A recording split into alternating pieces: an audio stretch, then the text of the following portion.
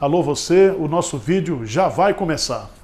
Então, antes de começar, por favor, inscreva-se no nosso canal, curta e também ative o sininho para receber as novidades, tá bom? Bom dia, irmãos. Bom dia você que está nos assistindo. Convido a abrir a palavra de Deus em Lucas capítulo 9. Nós vamos aprender com Jesus nesta manhã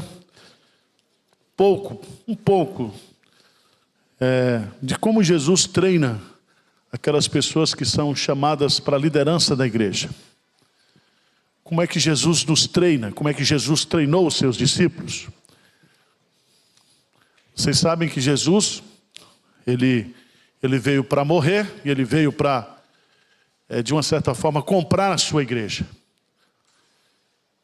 Mas ele teve um ministério de 3 anos, e durante esse ministério de 3 anos, ele então chama pessoas, os seus discípulos, que se tornaram depois chamados de apóstolos, e ele vai treinar essas pessoas para que essas pessoas possam dar continuidade ao ministério dele. Assim é hoje também, porque todo crente, ele é chamado para ser um discípulo de Jesus. E discípulo é alguém que caminha com Jesus, é alguém que aprende de Jesus e com Jesus. E hoje eu quero, nesse capítulo 9, aprender algumas lições que Jesus ensinou para os seus discípulos e ele quer ensinar para mim e para você. Amém? Então, com a sua Bíblia aberta em Lucas capítulo 9, nós vamos ler primeiro versos de 1 a 9. Diz aí: tendo Jesus convocado os 12, deu-lhes poder e autoridade sobre todos os demônios e para efetuarem curas. Também os enviou a pregar o reino de Deus e a curar os enfermos. E disse-lhes: nada levais para o caminho, nem bordão, nem alforje, nem pão, nem dinheiro, nem deveis ter 2 túnicas. Na casa em que entrardes, ali permanecei, e dali saireis. E onde quer que não vos receberem ao sairdes daquela cidade, sacudi pó dos vossos pés em testemunho contra eles. Então, saindo, percorriam todas as aldeias, anunciando o evangelho e efetuando curas por toda parte. Ora, o tetrarca Herodes soube de tudo o que se passava e ficou perplexo, porque alguns diziam: João ressuscitou dentre os mortos. Outros, Elias apareceu, e outros, ressurgiu um dos antigos profetas. Herodes, porém, disse: eu mandei decapitar João. Quem é, pois, este a respeito do qual tenho ouvido tais coisas? E se esforçava por vê-lo. Ao regressarem os apóstolos, relataram a Jesus tudo o que tinha feito, e levando-os consigo, retirou-se à parte para uma cidade chamada Betsaida. Mas as multidões, ao saberem, seguiram-no, acolhendo-as, falando-lhes a respeito do reino de Deus, e socorriam os que tinham necessidades de cura. Mas o dia começava a declinar, então se aproximaram os 12, e lhes disseram: despede a multidão para que, indo às aldeias e campos circunvizinhos, se hospedem e achem alimento, pois estamos aqui em lugar deserto. Ele, porém, lhes disse: dai-lhes vós mesmos de comer. Responderam eles: não temos mais que 5 pães e 2 peixes, salvo senão nós mesmos fomos comprar comida para todo esse povo. Porque estava ali cerca de 1000 homens. Então disse aos seus discípulos: fazei-os sentar-se em grupos de 50. Eles atenderam, acomodando a todos, e tomando os 5 pães e os 2 peixes, erguendo os olhos para os céus, abençoou, partiu e deu aos discípulos para que os distribuíssem entre o povo. Todos comeram e se fartaram. Os pedaços que ainda sobejaram foram recolhidos 12 cestos. Estando ele orando à parte, achavam-se presentes os discípulos, a quem perguntou: quem dizem multidões que eu sou? Responderam eles: João Batista, mas outros Elias, e ainda outros diziam que ressurgiu um dos antigos profetas. Mas vós, perguntou ele: quem dizeis que eu sou? Então falou Pedro: és o Cristo de Deus. Ele, porém, advertindo-os, mandou que a ninguém declarasse tal coisa, e dizendo: é necessário que o Filho do Homem sofra muitas coisas, seja rejeitado pelos anciãos, pelos principais sacerdotes e pelos escribas, seja morto e no terceiro dia ressuscite. Dizia a todos: se alguém quer vir após mim, a si mesmo se negue, dia a dia tome a sua cruz e siga-me. Pois quem quiser salvar a sua vida, perdê-la-á. Quem perder a vida por minha causa, esse a salvará. Que aproveita o homem ganhar o mundo inteiro, se vier perder-se ou a causasse dano a si mesmo. Porque qualquer que de mim, das minhas palavras, se envergonhar, ele se envergonhará o Filho do Homem quando vier na sua glória, e na do Pai e dos santos anjos. Verdadeiramente vos digo, alguns de vós que aqui se encontram, que de maneira nenhuma passarão pela morte, até que vejam o reino de Deus. Vamos ficar aqui até o versículo 27. Meus prezados irmãos, a maior necessidade da igreja de hoje é de nós termos uma liderança vocacionada por Deus, uma liderança comprometida com Deus, uma liderança que realmente pague o preço de ser líder na igreja. John Maxwell, um pastor presbiteriano que trabalha sobre essa área, ele diz assim: Cristo deixou a sua igreja na terra para fazer uma obra que tem um impacto eterno.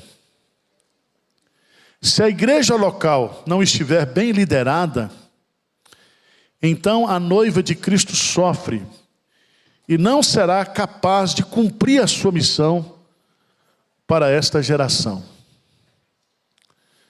Alguns chegam a dizer que a igreja é a sua liderança. Quando você vai avaliar uma igreja local, e essa igreja, ela não é uma igreja dinâmica, não é uma igreja relevante, não é uma igreja saudável espiritualmente, você pode ter certeza que a culpa ou a responsabilidade disso é da liderança. Então nós precisamos, como igreja, e vocês principalmente que elegem no sistema presbiteriano, eleger pessoas de fato que sejam líderes espirituais verdadeiros. Porque muita gente na igreja quer o cargo, quer a função. Muitas vezes ele quer um cargo na igreja para exibir. Mas ele não está envolvido com a obra. Por exemplo, ser presbítero não é vir aqui no domingo e dirigir uma liturgia de culto. O presbítero tem que estar envolvido com a igreja. O diácono não é só aquele que fica brigando com você aí fora. O diácono tem que ser um homem espiritual. Tem que ser um líder de grupo de pastoreio. Tem que ser um visitador. Tem que ser um crente em casa. Então a Bíblia coloca critérios para que nós possamos, como igreja, escolher e avaliar a nossa liderança. Porque o que põe a igreja para frente e o que emperra uma igreja é a liderança. Vocês estão entendendo isso ou não? Quem concorda comigo, levanta a mão. Toda igreja problemática, o problema começa no púlpito. Se o pastor é problemático, pronto, a igreja é problemática. Se a liderança é problemática, a igreja é problemática. Porque o líder, ele veio para a igreja, presta atenção, o líder não veio para criar problema, ele veio para solucionar problema. E todos nós sabemos, aqui tem gente de história de igreja, saiu de igreja, mudou de igreja, você sabe que sempre os problemas da igreja estão relacionados à liderança. A liderança. Jesus Cristo é o maior líder que existe. Ele liderou e continua liderando a sua igreja. E um dos segredos do sucesso da sua liderança foi a habilidade de relacionar com pessoas. Esse John Maxwell, ele fez um estudo sobre liderança e ele coloca lá as 10 causas porque as pessoas elas se frustram na liderança. E a número 1 é justamente aqueles líderes mal-sucedidos, aqueles líderes que não têm sucesso, é porque eles não sabem se relacionar com pessoas. Jesus sabia isso. Jesus sabia relacionar com criança, com jovem, com adulto, com rico, com pobre. Jesus é o nosso mestre de relacionamento. Ele atraía as pessoas. E ele vai ensinar os seus discípulos. Ele vai treinar os seus discípulos. E John Maxwell, ele diz uma coisa muito interessante. Ele diz, uma pessoa, líder principalmente, precisa de 4 coisas para ser bem sucedida na vida: relacionamentos, equipe, atitude e liderança. Jesus teve essas 4. Então hoje eu quero falar um pouquinho com vocês sobre o treinamento que Jesus deu aos seus discípulos. E como é que ele trabalhou com essa liderança. E aí, isso extensivamente é aplicado a mim e a você, porque cada um aqui, nós somos discípulos de Jesus. Veja que na primeira parte, no versos de 1 a 10, Jesus treina e envia os seus discípulos. Veja bem que o texto começa dizendo, tendo Jesus convocado o que? Os 12. Então, o primeiro critério que a gente tem que aprender sobre liderança é que liderança não é feito por voluntariado. Liderança é uma convocação. Esse verbo convocar, sincaléu, significa chamar para estar junto dele.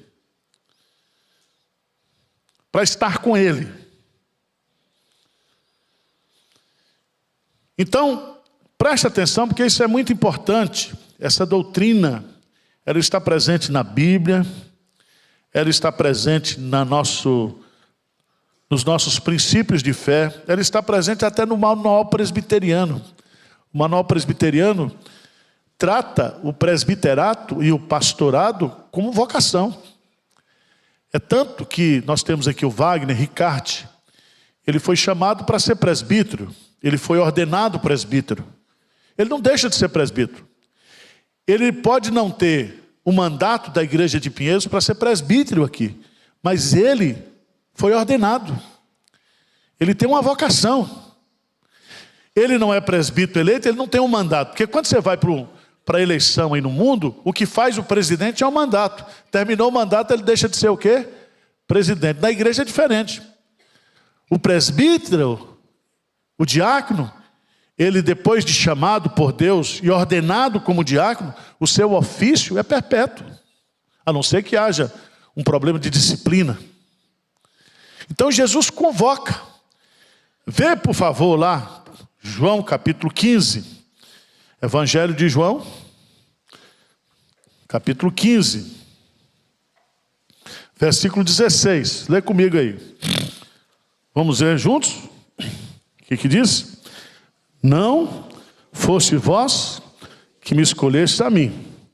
Pelo contrário, eu vos escolhi a vós outros e vos designei para que vades e deis fruto, e o vosso fruto permaneça, a fim de que tudo quanto me pedirdes ao Pai, Ele vos. Então não foste vós que me escolheste, mas eu vos escolhi, vos nomeei e vos enviei. Então, quando você tratar de liderança na igreja, não é voluntariado. Liderança é o quê? É chamado. Segunda coisa que nós aprendemos aqui no texto é que Jesus convocou. Mas Jesus não somente os convocou, veja no versículo 1, tendo Jesus convocado os 12, deu-lhes poder e autoridade. Então Jesus os convoca e Jesus o que? Os capacita. Porque quando você fala de liderança espiritual na igreja, você está falando de uma liderança que vai trabalhar sob a autoridade, sobre a convocação e sobre a capacitação de quem o chamou e de quem o convocou. Vocês estão entendendo ou não? Então, eles foram chamados, eles foram autorizados, deu-lhes poder. Deu-lhes poder. Todos nós sabemos que lá em Atos 1:8 diz, né? Mas recebereis poder ao descer sobre vós, o Espírito Santo, e ser-me-eis o quê? Testemunhas tanto em Jerusalém como toda a Judéia e até os confins da terra. Jesus Cristo diz, toda a autoridade me foi dada no céu e na terra, portanto ide, fazei discípulos de todas as nações. Então nós vamos exercer essa função, essa liderança, debaixo da autoridade e do poder de Jesus. Os apóstolos receberam aqui um cheque em branco assinado. Deu autoridade sobre os demônios para efetuarem curas. Também os enviou a pregar o reino de Deus e a curar o que? Os enfermos. Então, os apóstolos aqui receberam autoridade espiritual sobre o mundo espiritual, sobre o mundo físico e sobre essa questão da pregação do evangelho. Isso está presente, por exemplo, no ministério de Jesus. Diz lá Mateus, a partir do capítulo 35, Jesus percorria todas as cidades e aldeias, pregando, curando e ensinando. Tá certo? Eu não tenho problema com isso, porque eu acho que Deus continua curando. Eu não sou apóstolo, mas eu oro para o cara ser curado. Se morrer também, a culpa não é minha. Mas nós somos chamados para pregar, para ensinar e para curar. A Bíblia fala lá em Tiago, orai uns pelos outros para serdes o quê? Curados. Eu não estou preocupado com isso, não. Ah, pastor, não pode orar para curar. Quem falou que não pode? Nós temos que orar para curar. Nós temos que orar se o cara está encapetado, endemoniado, para o demônio sair ou não. Não é na hora do culto, tá? Porque quando você faz exorcismo na hora do culto, você está dando show, espetáculo para Satanás. Jesus nunca fez exorcismo em culto. Jesus nunca marcou um horário para o diabo sair de alguém. Agora, quem sai para pregar o evangelho, sabe que você vai confrontar com demônios, ou não? Quem é que não já teve aqui um vizinho endemoniado? Lá no seu prédio, no seu condomínio. Não precisa falar, porque o pessoal sabe. Você está sendo filmado, né? Mas nós convivemos com pessoas endemoniadas o dia todo, o tempo todo. Nós não temos que ter medo de orar para as pessoas serem o quê? Libertas. Tá certo? Então fica com medo disso não. Diz o texto sagrado que Jesus os capacitou, Jesus os enviou. Jesus os orientou nessa primeira viagem missionária. Primeiro que levasse pouca bagagem, se contentasse com a hospitalidade que lhe fosse oferecida e fosse preparado para serem o quê? Rejeitados. Veja o texto aí. É bom você ver isso aqui, né? Porque tem gente que reclama de tudo. Jesus, no versículo 3, diz, nada leveis para o caminho, nem bordão, nem alforje, nem pão, nem dinheiro, nem deveis o que levar 2 túnicas. Não tinha mulher aqui, tinha? Porque a mulher ia levar uma mala com 10 túnicas. Vocês entendem aqui, tá? O que Jesus Cristo está colocando? Ele está preocupado com quantidade de túnica? Ele está dizendo, não, seja o mais simples, o quê? Possível. E é tão interessante ele diz: na casa em que entrardes, ali permanecei, e dali saireis. E aonde quer que vos receberem, ao sair daquela cidade, sacudi o vosso pó em testemunho. É muito interessante porque, quando fala de receber aqui, né, é muito interessante isso, porque as pessoas vão receber e vão acolher de acordo com as suas o quê? Condições, não é isso ou não? Então, se você entrar numa casa e tiver comida farta, ótimo. Mas se tiver só pão com ovo, louvado seja Deus. É isso que ele está dizendo. Sejam simples. Não diz aqui. Por isso que, quando você vai estudar, esses textos aqui, eles são pulados pela teologia da prosperidade. Você nunca vai encontrar um apóstolo pregando sobre esse texto. Porque Jesus proíbe o quê? Aqui nesse texto, para os seus discípulos e apóstolos. Uma vida o quê? Esnobe. Está dizendo, viva com o mínimo o quê? Possível.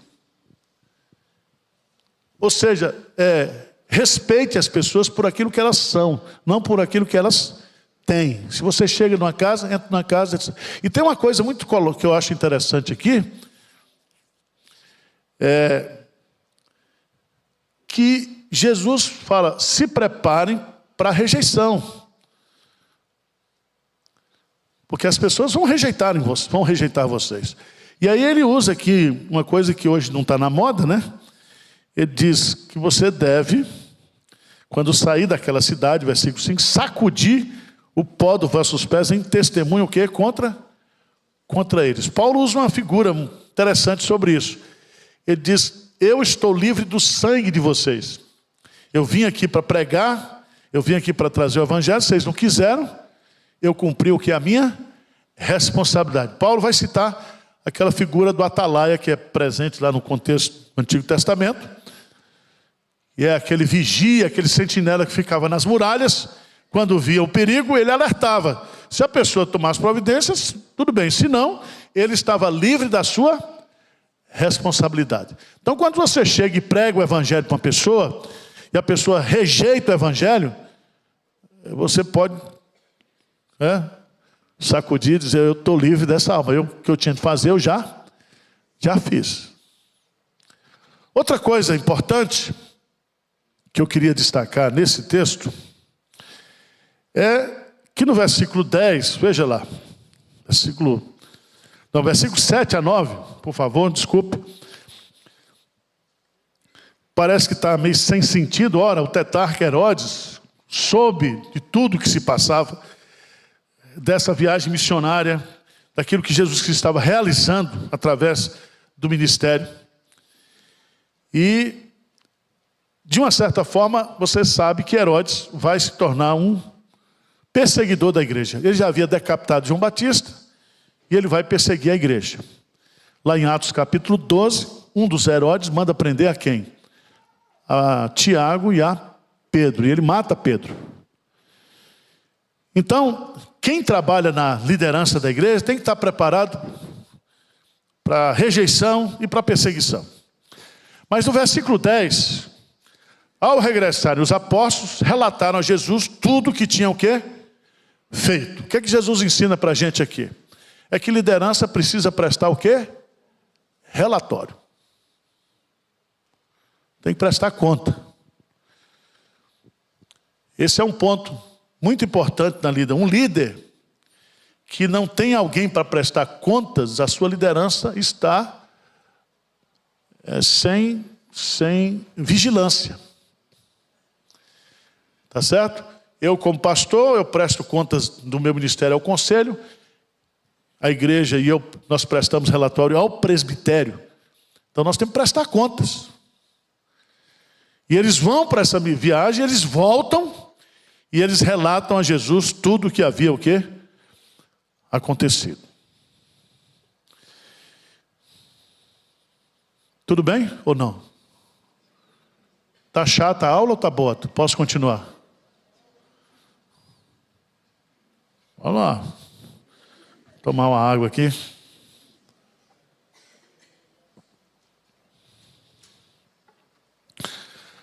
No versículo 11 em diante, nós vamos aprender uma coisa muito importante sobre liderança, que Jesus, muitas vezes, ele leva os líderes para situações difíceis e coloca diante dos líderes e diante de nós situações que a gente não pode o quê? Resolver. Certo, Wagner? Você como gestor lá no Mackenzie, você enfrenta problema que você chega uma hora e você diz, estou numa situação difícil, o que é que eu vou resolver? Como é que eu vou resolver essa situação? Quem lidera passa por isso. E geralmente,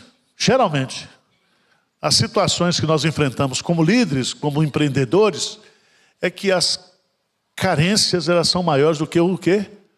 Os recursos.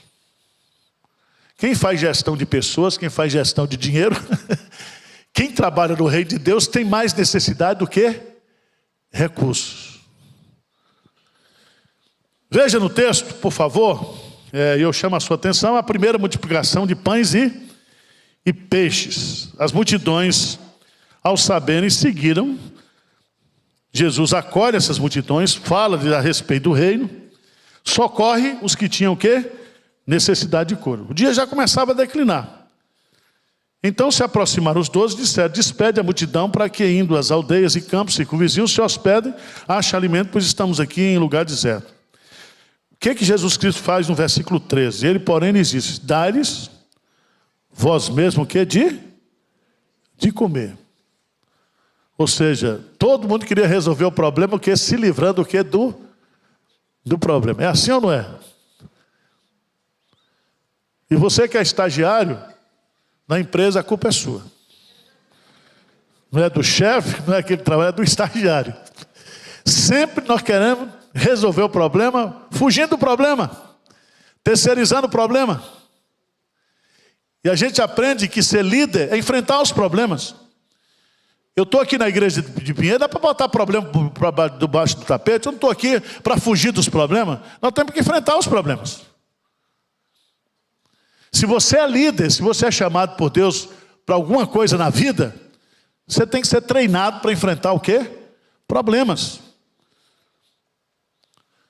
Porque problemas não resolvidos, eles não somem. Os problemas continuam. Você tem uma multidão aqui faminta. E eles vão fazer um levantamento dos recursos e eles descobrem que só tem o quê? 5 pães e 2 peixes. E o que é isso para tamanha multidão? Era um jovem que passou no McDonald's, pegou um McFish com batata, aquele combo, e foi. Só tinha aquilo. Faltou a batata, né? É o que tinha para mais de 10 mil pessoas, uma multidão. Agora, diz o texto lá em Marcos, veja por favor lá em Marcos, esse mesmo, Marcos capítulo 6. Marcos capítulo 6.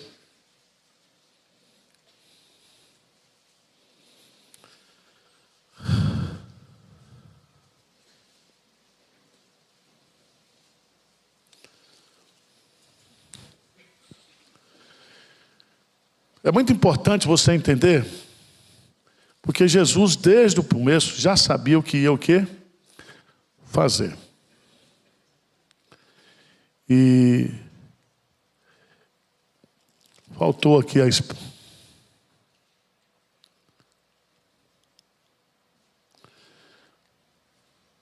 não era aqui então, é no outro texto de Mateus capítulo 13.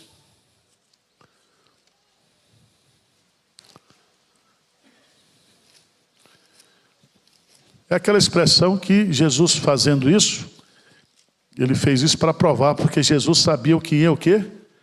Fazer. Mateus, capítulo 13.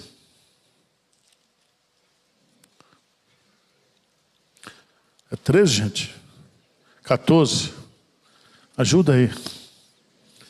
A partir do versículo 13. É a expressão que ele diz, orei, E Jesus já sabia o que ia fazer. Jesus estava fazendo isso para prová-los. Não sei se aparece aí também. Se não aparece, esquece. Depois vocês leem direitinho, porque Jesus já sabia o que ia fazer. Ele estava, quando ele diz: dar-lhes vós mesmos de comer, ele estava fazendo isso justamente para colocá-los numa situação onde eles deveriam resolver o problema e, consequentemente, eles reconheceriam que aquele problema eles não poderiam resolver senão com a ajuda de Cristo. João 6,6. Lê para mim aí, meu irmão, o que diz? Isso, João 6,6. Muito obrigado. Ele fazia isso para o quê? Experimentá-los, porque ele sabia o que ia fazer. Ele já sabia que ia multiplicar os pães. Eu acho que Jesus, ele já sabe onde é que vai ficar esse auditório. Se vai ser aqui, em outro lugar. Sabe ou não sabe? Ele só está deixando o problema na mão da gente. E eu fico estressado, brigando, nervoso. Não adianta. Porque ele coloca a gente em situações difíceis para a gente tentar encontrar as soluções mais maravilhosas do mundo. Mas ele sabe o que ele vai fazer. Ele está fazendo já. Certo? Agora, aqui nós aprendemos umas lições que eu acho muito importantes.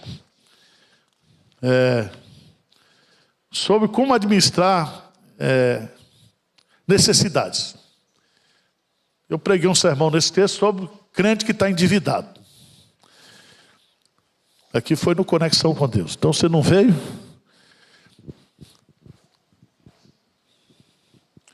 Por que um crente fica endividado? Primeiro porque ele gasta o quê?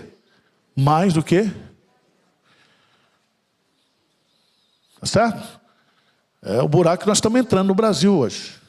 O déficit orçamentário desse ano não adianta. Não adianta aumentar imposto para resolver. Nós temos um orçamento. 94% do orçamento do Brasil já está comprometido, porque é verba que já está carimbada no orçamento. Tem 6% para investimento.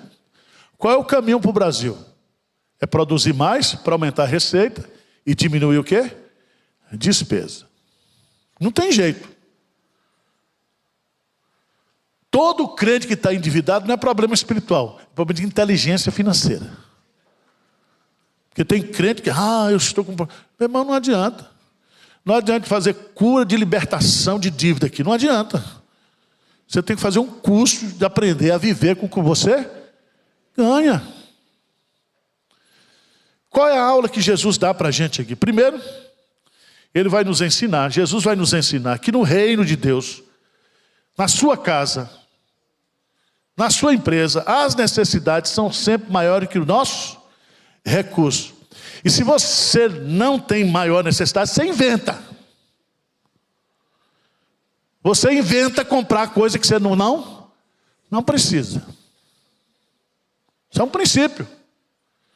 Então, quando você chegar no shopping, chegar diante de uma vitrina, você diz: graças a Deus, coisa linda que eu não preciso.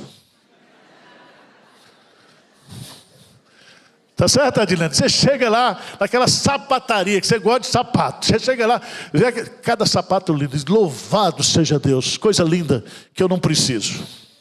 Põe na cabeça. Porque a mulher, a vendedora, diz: você merece esse sapato. Você é top. Não é assim? Você merece. Você merece. Aí o cara entra. Tá certo? E toma cuidado. Você que é aposentado, como eu, minha aposentadoria é 2.900 INSS. Mas eu recebo todo dia. Estou mentindo, não, todo dia. Telefonema de empréstimo consignado. É uma desgraça. Porque você já ganha pouco, vai consignar o quê? É assim? O empréstimo é consignado, só é bom para o cara que empresta, porque já está consignado, ou seja, a verba está presa. E você e eu, quando a gente passa dos 60, a gente tem um corte de despesa. Não tem mais criança para levar para a escola. Não é isso? Mas aumenta. Remédio, fralda geriátrica, plano de saúde. Você já notou que plano de saúde, você vai envelhecendo, ao invés de diminuir, porque tudo diminui na velhice, só não o plano de saúde. Aumenta tudo. Então você tem que saber.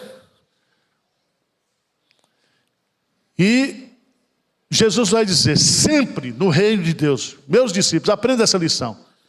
Nós sempre teremos 5 pães e 2 peixes para alimentar o quê? Uma grande o quê? Multidão. Segundo, precisamos organizar as contas ou necessidade para resolver os problemas. Jesus disse aos seus discípulos, fazei-os sentar-se em grupos de 50. Eles entenderam, acomodando a todos, de 50 em 50. Então, primeiro nós precisamos organizar as nossas despesas. Se você está endividado, a primeira coisa que você tem que fazer, cortar com a tesoura o cartão de crédito. Que é outra coisa que você é tentado. Todo mundo quer lhe dar cartão de crédito. Eu vi uma estatística, essa semana saiu que 79% dos brasileiros estão endividados por dívida em cartão de crédito. Quase 40% de cartão de crédito de supermercado. Eu tinha um cartão do Extra, cortei, quebrei. Era o menor cartão, porque eu já pensava assim, eu vou dar esse cartão para a Tássia. Então, o cartão para a mulher é o mais limitado possível. Para fazer feira. Mas é uma desgraça, porque quem já tentou aqui cancelar um cartão de crédito? É a coisa mais difícil do mundo. É como falar com a Enel no dia de tempestade. Eles não querem cancelar seu cartão de crédito. Então, primeira coisa, gente, organiza.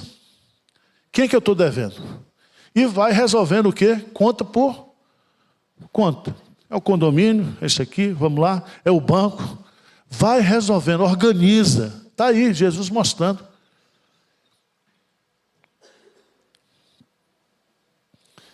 Entregue para Jesus tudo que você tem. Os discípulos entregaram a Jesus os peixes e os pães que possuíam. O milagre aconteceu e todos foram alimentados porque o pouco nas mãos de Jesus virou o quê? Muito. O milagre aconteceu porque tudo estava nas mãos de Jesus. Isso é uma coisa importante. Todo mundo aqui começou por baixo. Meu primeiro emprego está na minha carteira, está assinado lá como um troféu. Eu fui contínuo. Sabe o que é isso? Contínuo? Não sei se tem mais essa função. E comecei ganhando um salário mínimo. É um salário mínimo? Louve a Deus que você é contínuo e ganha um salário mínimo. Porque tem gente que vive infeliz com tudo. Ele pode ganhar, o que ganhar? Ele não está feliz. Então agradeça a Deus pelo emprego que você tem, agradeça a Deus pelo salário que você tem e seja um mordomo o quê? Fiel. O que é isso aqui? Colocar na mão de Jesus é reconhecer tudo que você tem veio o quê? De Deus. Aí vem um princípio dos dízimos e das ofertas, que são o quê? As primícias. Por que tem gente encrencada sempre com dinheiro? Não é pessoa dizimista. Pessoa que é dizimista fiel, que é generoso, essas pessoas podem não estar ricas financeiramente, mas vivem uma vida financeira o quê? Equilibrada. Tem uma bênção. Provai-me nisso, diz o Senhor, se eu não abrir sobre vós as janelas dos céus e derramar sobre vós bênçãos sem medidas. Então coloque nas mãos de Deus aquilo que você tem. Senhor, me ajude. E começa já a dar no dízimo. Sendo fiel. E Deus vai multiplicar. O pouco nas mãos de Jesus virou muito. Quarto princípio. As bênçãos do tempo de fartura devem ser economizadas para o futuro. Todos comeram e se fartaram, e dos pedaços que ainda sobejaram foram recolhidos o quê? 12 cestos vieram de onde? De 5 pães e 2 peixes. Presta atenção nisso. Você não vai chegar a 1 milhão se você não começar com R$1, R$2. Está entendendo? E a vida sempre é assim. Tem um tempo de vacas magras e vacas... Quando sobrar, meu irmão, não vai para a Disney. Os caras da Disney devem estar zangados comigo, mas guarde, seja econômico. Está entendendo? Faça um investimento que vai trazer renda para você. Faça alguma coisa. Então, tá claro isso para nós ou não na Bíblia? Então tá bom. Vamos para o próximo. Jesus agora continua treinando a sua equipe.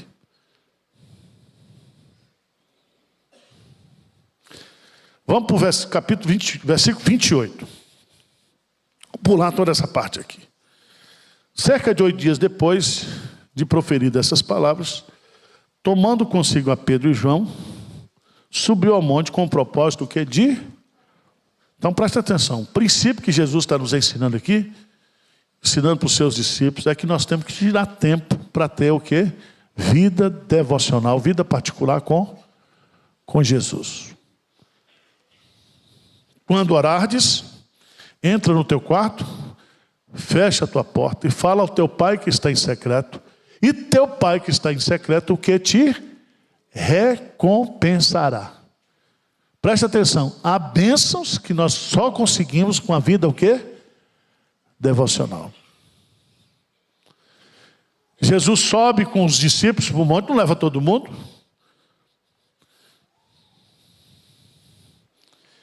Diz no versículo 29 que aconteceu que enquanto eles oravam, a aparência do seu rosto se transformou e as suas vestes resplandeceram o quê? De brancura. E Jesus o quê? Se transfigurou para aqueles discípulos quando eles estavam no monte, no momento de oração. Então Jesus se revela. Presta atenção nisso aqui. Você vai conhecer o Deus que você tem, às vezes não é num sermão aqui na igreja. É num problema que você está enfrentando e você fecha a porta do seu quarto, bota o joelho no chão, vai orar e Jesus se transfigura diante de você. Amém? Você vai aprender em secreto. As grandes lições da vida com Jesus, elas não são no âmbito coletivo, são no âmbito o quê? Particular. Você vai conhecer o Deus que você tem no particular. Vai lá para o monte, Jesus se transfigura, certo? Apareceram lá Moisés e Elias, conversando sobre a morte de Jesus, e diz no versículo 31, que eles falavam da partida de Cristo que ia se cumprir em Jerusalém. Então, os representantes Moisés e Elias aqui, eles estão olhando para Cristo como centro da história, olhando para a cruz de Cristo como aquilo que, de fato, é o fato mais importante da história. E diz o texto sagrado que Pedro e seus companheiros estavam dormindo. Conservando-se acordados, viram a sua glória os 2 varões que com ele estavam. Diz o texto paralelo que eles chegam para Jesus e dizem: bom é estarmos neste lugar. Façamos uma tenda aqui, uma para nós, né? Uma para o Senhor e uma para Moisés. Presta atenção. Quando a gente tem vida devocional com Deus, a igreja é o melhor lugar do mundo. Todo crente que está insatisfeito com a igreja é porque não tem vida devocional. Porque quando você tem vida devocional com Deus, você não chega aqui na igreja para olhar para a combinação da minha roupa. Fala a verdade. Você não vem para a igreja quando você tem vida com Deus. Quando você está em casa e tem vida com Deus, você diz, hoje eu vou para a igreja porque eu estou com vontade de adorar. Quero ir para o culto hoje. Eu quero ouvir Deus falar o meu coração. Você vem com alegria. Alegrei-me quando me disseram, vamos. Você vem, quando você está bem com Deus, até a risada do pastor lhe edifica. Quando você vem para a igreja, tudo está bom, o canto está bom, o louvor está bom, o microfone dá uma chiada, você louva a Deus, glória a Deus. Porque você está bem com Deus. Quando você está bem com Deus, irmãos, tudo está bem. Agora, quando você está mal com Deus, pode ser o maior... Você não fala o seu coração.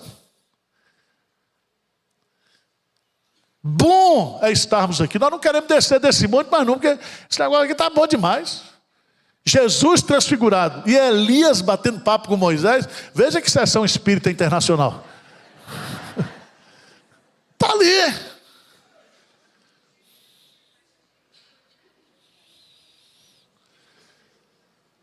Quando você está lendo os salmos, né?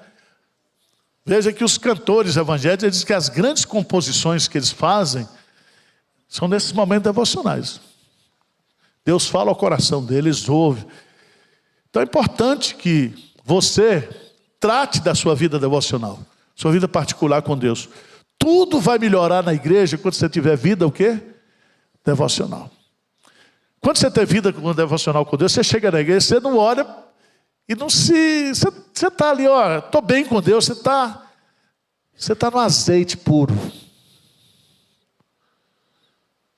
Certo? Você é como pastel de rodoviária. Pouca carne e muito óleo. Você está aqui só no óleo.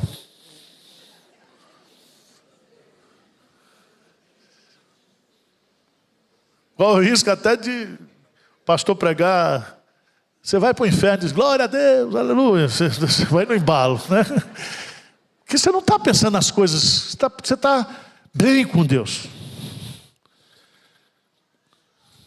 É interessante, eu coloquei aqui, o que eles veem, vem Jesus transfigurado. O que eles falam é a respeito da morte de cruz. O que eles ouvem ali no versículo 35 no monte? Este é o meu filho amado, o meu eleito, a ele o quê? Ouvir. Ou seja, é no momento particular com Jesus que você ouve a voz de Deus. E você vai sempre ouvir a voz de Deus dizendo, Jesus é mais importante do que tudo. Ele é mais importante que Moisés, ele é mais importante que Elias. Ele é o meu filho, a ele o quê? Ouvir. Mas diz o texto sagrado, continuando. Esse texto é maravilhoso, é um curso completo. Eles descem do monte, diz aí no versículo 37, no dia seguinte, ao descerem eles do monte, veio ao encontro de Jesus grande multidão. E eis que dentre a multidão surgiu um homem dizendo em alta voz, mestre, suplico que vejas meu filho, porque é único. Um espírito se apodera dele, de repente o menino grita. O espírito o atira por terra, convulsionam até espumar. E dificilmente o deixa depois de o ter quebrantado. Roguei aos teus discípulos que expelissem, mas eles não puderam. Que discípulos foram que eles rogaram? Não foram os discípulos que estavam no monte. Foram os discípulos que estavam o quê? Embaixo. Que não subiram no monte. E o que esses discípulos estavam fazendo ali? Estavam discutindo teologia. Uns eram reformados, outros eram pentecostais. Um era arminiano, outro era calvinista. Mas não resolveu o problema de quem? Do endemoniado. O pai estava lá desesperado, o menino endemoniado. Ninguém resolveu o problema do menino. Porque o que tinha que ser feito, o que era? Expulsar o demônio do menino. Mas eles estavam discutindo teologia. É como acontece hoje, todo mundo discutindo teologia, todo mundo assistindo vídeo, fazendo curso, fazendo isso, fazendo aquilo. Presta atenção, irmão. Nós temos que resolver o problema ou não temos? Jesus vai nos ensinar Uma lição muito preciosa aqui. Vai ensinar para os seus discípulos. É que há problemas no vale que só são resolvidos quando você sobe, por quê? Para o monte. Sem o poder que você recebe no monte, na vida particular, você não consegue enfrentar os problemas que estão no vale. Vocês entenderam ou não? Vou repetir. Os discípulos estavam com um problema lá. Qual é o problema? O menino, filho único, de 12 anos, que estava o quê? Endemoniado. Esses discípulos estavam ali, eles não conseguiam resolver esse problema. Jesus desce do monte com os outros discípulos. O que é que Jesus Cristo faz? Veja no versículo 40, lê comigo aí. Lucas 9:40. Roguei aos teus discípulos que eu expelisse, mas eles o quê? Não? Não é que eles não quiseram. Eles não o quê? Puderam. Respondeu Jesus: ó geração incrédula e perversa, até quando estarei convosco e vos sofrereis? Traz o teu filho. Quando se aproximando um demônio, atirou-se no chão, convulsionando, mas Jesus repreendeu o espírito imundo, curou o menino e o entregou a seu pai. Todos ficaram maravilhados ante a majestade de Deus. Como todos se maravilhassem de quanto Jesus fazia, eles, veja lá no texto de Marcos, capítulo 9. Marcos, capítulo 9.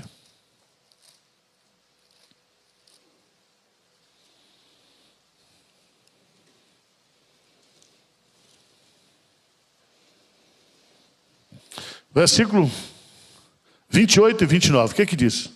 Quando entrou em casa. Marcos 9, 28 e 29. Vamos ler juntos? Mas quando entrou em casa, os seus discípulos perguntaram em particular: por que não podemos nós expulsá-lo? Respondeu-lhes: esta casta não pode sair, senão por meio de oração. O quê? Onde é que você recebe o poder? É no monte. Na vida o quê? Particular. Como é que você recebe poder? Com oração e... Você não pode resolver os problemas espirituais se você não tiver o poder o quê? Espiritual. O pastor Martin Lloyd Jones, ele escreveu um livro chamado Avivamento. Eu recomendo esse livro para você ler. E ele começa o livro Avivamento falando... O capítulo 1 é sobre Marcos, é sobre essa experiência. Que a igreja está diante dos problemas espirituais do mundo e ela não consegue resolver esses problemas espirituais do mundo porque ela quer resolver com sabedoria, com técnica, com estratégia. E os problemas espirituais do mundo só serão resolvidos com oração e jejum. Porque é com oração e jejum que nós recebemos o quê? O poder. Amém? E onde é que nós recebemos esse poder? Justamente com a vida o quê? Particular. Vida particular. Por isso que a gente tem aqui na Igreja de Pinheiros um curso de vida devocional. Você precisa aprender a ter vida o quê? Devocional. Você tem que tirar um tempo diário, você, pessoalmente, individualmente, para ler a Bíblia, para orar, para meditar, para você receber esse poder, essa sabedoria, essa capacitação, esse discernimento, para você enfrentar os problemas da vida diária. Amém? O texto de Lucas, capítulo 9, é maravilhoso. E eu quero terminar com o versículo 49 e 50. Vamos ler Lucas 9, 49 e 50. O que diz aí? Vamos ler juntos? Falou João e disse: mestre, vimos certo homem que em teu nome expelia demônios e lhe o proibimos, porque não segue o quê? Mas Jesus lhe diz: não proibais, pois quem não é contra vós outros. Esse texto aqui é bom demais, é ou não é? Mestre, vimos certo homem que em teu nome expelia demônio, e lhe proibimos. Por quê? Porque não sai conosco. Não é presbiteriano. Já viu isso? Você acha que o Espírito Santo só age aqui na igreja de Pinheiros? Você acha que nós temos copyright do poder espiritual de Deus? Onde Deus só age onde eu quero, como eu quero, do jeito que eu quero? O que é que Jesus está ensinando para a gente aqui como liderança? É a questão, meus amados irmãos,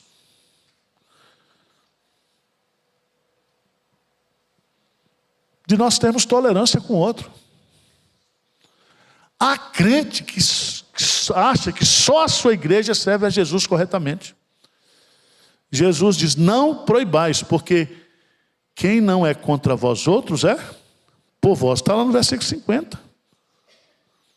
Não proibais, pois quem não é contra vós outros é o quê? Por vós. Pastor Hernandes tem pregado, ele sai pregando nessas igrejas todas aí.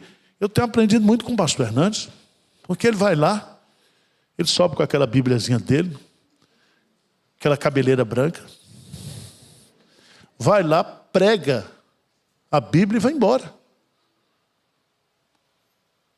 Outro dia, disse: eu estava sentado orando para... Daqui a pouco desce uma bailarina. Eu disse: louvado seja Deus. Você vai à igreja e você vê coisas que você não acredita. Mas o fato de ter algumas coisas erradas, não significa que Deus não pode agir ali, não. Tá certo? Tem gente que ele acha que só ele está certo, que não existe vida inteligente fora da igreja de Pinheiros, que não tem, o Espírito Santo não está agindo em outros lugares. Quem sou eu, meu irmão? Você se lembra quando começou o ministério diante do trono do pastor Valadão lá em BH, que hoje é uma denominação, igreja Lagoinha, está aí. Tem defeito? Tem, como nós presbiterianos temos defeito. Mas dizer que esse pessoal não está sendo usado por Deus? Quem sou eu para dizer? Deus age lá na periferia com aquele irmão tão simples que não tem um teclado como tem aqui, como não tem uns recursos. Deus usa. Deus está ali poderosamente agindo, convertendo gente, transformando gente. Jesus está dizendo: vamos ser tolerantes. Não é tolerante com o erro. Ele não está falando isso, não. É sabermos que há pessoas que estão sendo usadas por Deus, que não sou eu. Eu tenho que me alegrar pelo fato de outros estarem sendo usados por Deus. Ele não tem a minha teologia, eu não gosto da roupa que ele veste. É como uma irmã chegou para mim e disse: pastor Arival, a irmã é muito generosa, disse: pastor, o senhor é presbiteriano, mas o senhor é pentecostal, só está faltando o senhor falar em línguas. Falei: minha irmã, tudo bem, eu não quero falar em língua não, só se o Espírito Santo quiser, né? Mas eu não... Aí outro dia eu chego, não sei se foi essa irmã, mas tinha um livro do Luciano Subirá, Como Falar em Línguas. E eu li o livro, mas eu falei: não dá, isso aqui não dá para eu seguir, não. A minha formação não dá para fazer essas coisas aqui, não, sabe? Mas eu respeito o Subirá, um homem de Deus. Um homem de Deus, é ou não é? Quem sou eu, pobre pecador, para dizer que esse homem não é crente, que ele está fazendo a coisa errada? Então, meus amados irmãos, nós como líderes, nós precisamos entender o outro, respeitar o outro. Porque um dia, todas as coisas viram uma realidade, e é Deus que vai separar o joio do trigo, não sou eu não. Tá certo? Não sou eu.